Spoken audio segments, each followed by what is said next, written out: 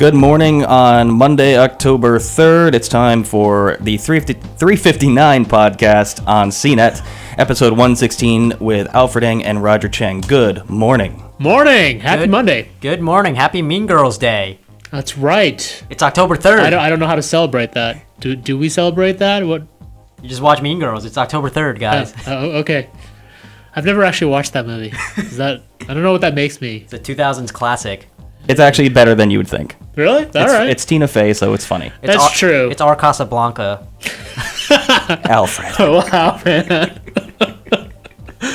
All right. Well, so tomorrow is the big Google event, so we'll be breaking down some of the big details. The biggest announcement, obviously, is the Pixel phone. It seems like a lot of the details have already leaked, so we'll talk about that.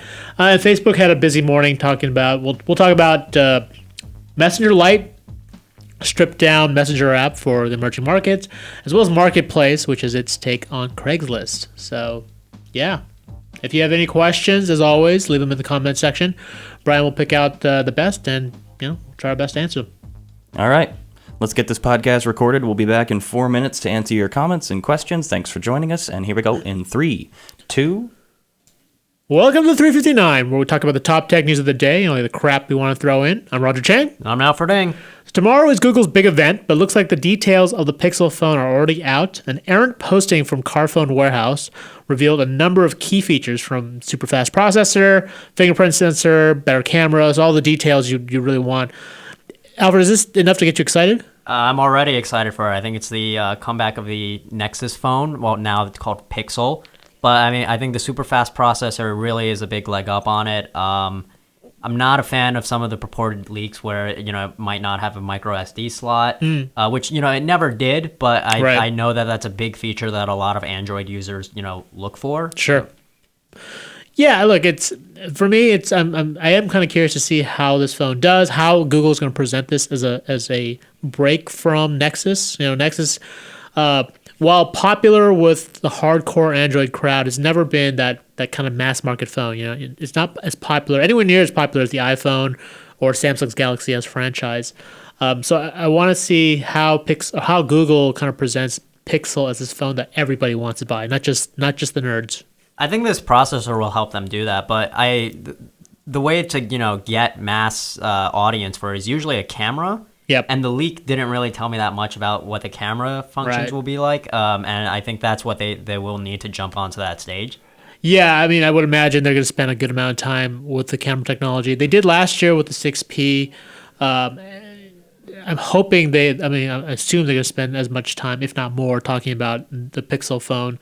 So what is it? It's a 12.3 megapixel and f2.0 camera. Mm-hmm. So yeah, that doesn't really tell us a lot. Megapixels can be really deceptive. So I don't know. We'll see. It's at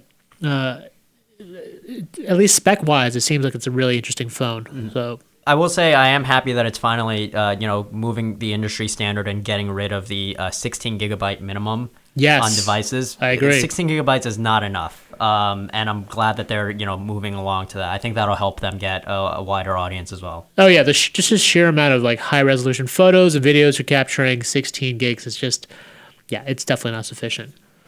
So moving on, Facebook had a busy Monday and introduced Messenger Lite, a stripped down messenger application designed to run on old, slow Android phones that you'd find in the emerging markets, as well as Marketplace, which is its take on Craigslist.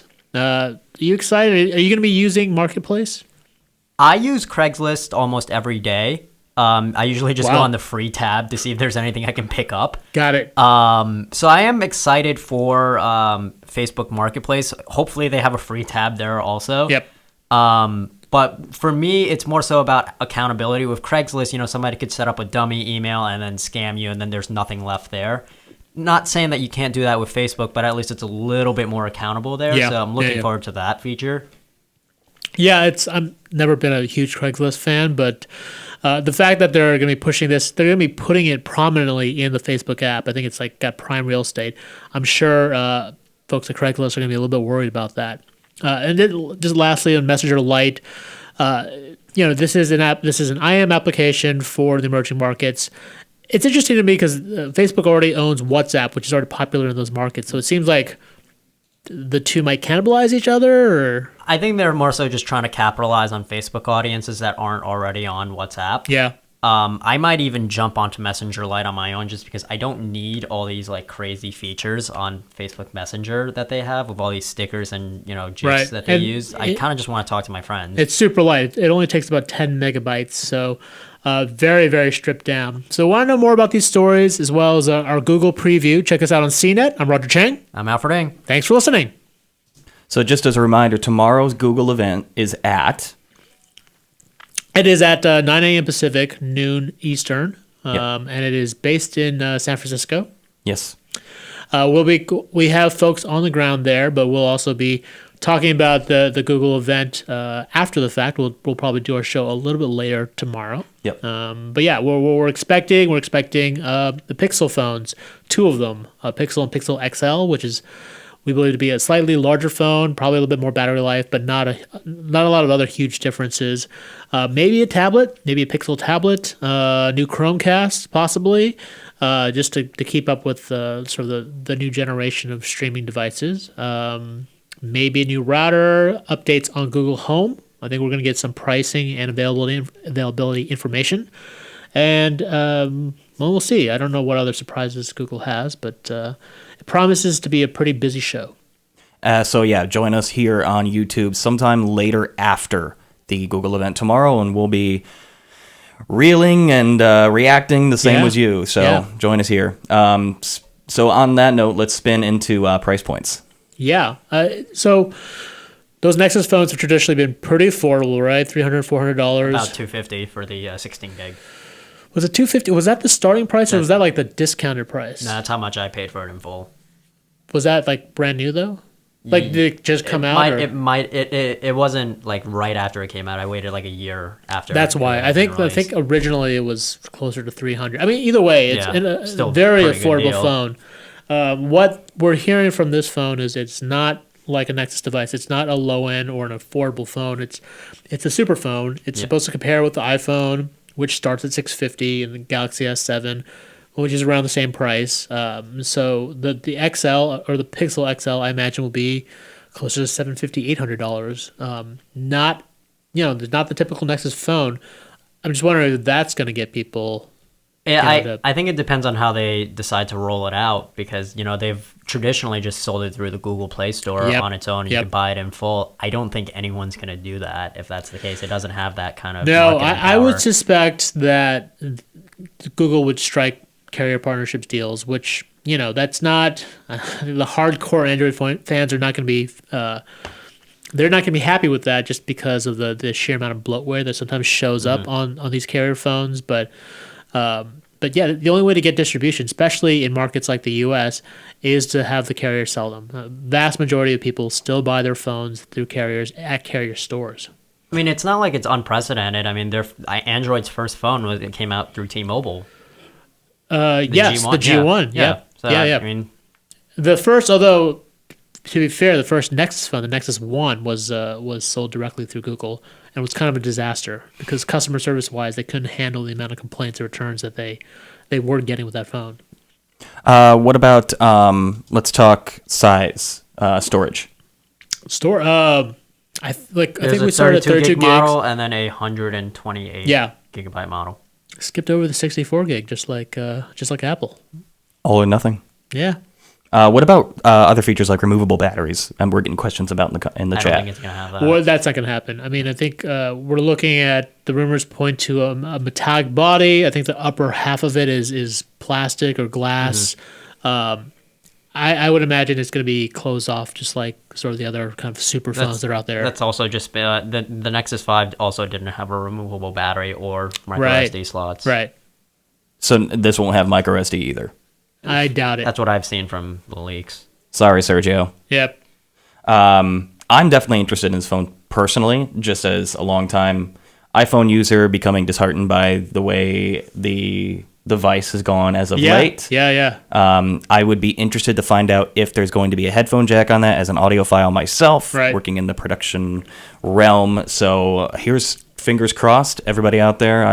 Probably a few of you with me. More than a few. More than a few. Yeah. Let's see. Looking through the chat, what else do you think we're gonna see? What about wearables watches? You know what? They just came out with an announcement that Android Wear 2.0, which was supposed to have a lot of the fixes to the original software, got delayed till next year. So, and I wrote a story a little while ago, just noting that some of the big wigs with Android Wear, Motorola, Huawei, LG have all kind of pushed back their watch plans till next year. And beyond software, I think one of the issues is getting LTE into a watch without making it super huge or without it sort of dying out in half a day. Samsung's kind of done it, but the Gear S3 is like massive, and with my tiny arms, it just doesn't look that great. So I imagine that some of these guys are taking a break, seeing what they can actually figure out, what they can cram into a watch, and as well as wait for Android Watch or Android Wear 2.0. I'm still filtering through the chat here. Looks like it's kind of self-sustaining at this point. I don't know if we're even helping anybody. But yeah, we're largely in the same boat as you guys. We are not sure what's coming. We are excited and interested because this could be an opportunity to see something kind of radical, allegedly. What about water resistance? The talk of the town. What do you think? I think it should be. I would hope so, considering that, I do think that's an industry standard at this point. Right. At least if you want to be in the top, 3 selling phones. It is the talk of the town. I think if they overlook that, it's a huge oversight. Yeah, part of me thinks that, these phones are in development 18 months in advance, roughly. So I wouldn't be surprised if they don't have, if water resistance isn't a feature, just because it wasn't a huge priority when the phone started with its development. It's my guess, though. Size, shape, comfort, weight. What do we think? You're looking at sort of the images there. It looks a lot like kind of a shape. It looks kind of like an iPhone, right? HTC is the one building the phone. From what I understand, there could be more of a silent partner this time. But if anything, if it looks kind of like the HTC One, it's not a terrible phone. It's actually a pretty decent phone. Again, if you zoom in, it looks a lot like an iPhone. Sure does. Do you think it's going to hold a candle to the boasting that Apple's got with their camera as of late? I don't think so. Not with one camera. They've got dual cameras on the 7 Plus. 2 cameras. That's twice as much. I agree. I think they're going to talk about. They're definitely going to devote a lot of time to the camera technology, and I'm sure they're going to talk up how great it is, but it will be kind of hard. It's hard to see how it matches up with, at least with the 7 Plus's dual lens. Yeah, system. I don't think it's going to be the hardware that much that they're going to be showing off at this event. I think it's going to be a lot about software game, which I think you're right. I would argue that they've been beating Apple on for a while now. So yeah, Samsung Pay. Not But as there will be. Sorry. The question is, will there be an equivalent to? There is already. Well, there's Android Pay. Yeah. Our colleague Richard Nieva wrote a story this weekend. His preview piece was really looking at how, even though there's going to be a slew of hardware being announced, it's really more of a software game. Google Assistant is something they introduced back at Google I/O. It showed up in Allo, the messaging app. It's going to be in Google Home. We suspect it'll also be in Pixel, and they're going to use Pixel as sort of like the main Trojan horse to get you to start using Google Assistant. Yeah, that's why I don't think it's more of a, hey, this is just our phone event. I think that's why they paired it with, there's going to be the Google Home updates. There's going to be these Chromecast updates. I think there's going to be some kind of ecosystem that they're, putting out there at this event that's going to be exciting. Here's a question. What are these things on the back of the phone near the camera? I think they're referring to this trio of dots next to the obvious camera lens. What do we think? I suspect those are directional mics. You think so? That'd be Yeah. kind of cool. I'd be interested in seeing that. I think a lot of phones have those now. But it's a part of the design and the aesthetic of the phone. True. You don't see that largely in other. It's not on mine. That's for. There's a mic right here. Oh well, singular. I don't know. Just one though. There's 3 over there. I don't know if that's a mic or if it's proximity sensors or. Just to shoot out the water. It ejects the water once you go swimming. Yeah. I'm not sure what those. I'm assuming one of them's got to be a mic. You're probably know what right. The 2 are though. Or maybe just some kind of like indicator LED or something. Yeah. Of course, why wouldn't they on just the use a back, flash? Yeah, why wouldn't they just use a flash? I don't know. I don't know. As we said, we're in the largely in the same boat as you guys. We're just kind of interested and curious parties at this point. We'll all be in the same boat at noon tomorrow. That's right. Want to call it a day? Yeah. Let's get ready for tomorrow. Yes, we still have a lot to prep for. But yeah, you guys come back here tomorrow. Again, our show will probably run a little bit later just so we can accommodate the Google event and we'll be able to talk about it. So yeah, if you liked anything you saw or heard here, check us out on CNET. Our podcast is also available on iTunes, TuneIn, Stitcher, SoundCloud, Feedly, and Google Play. All right. See you tomorrow. Thanks for See y'all joining us. tomorrow. See you.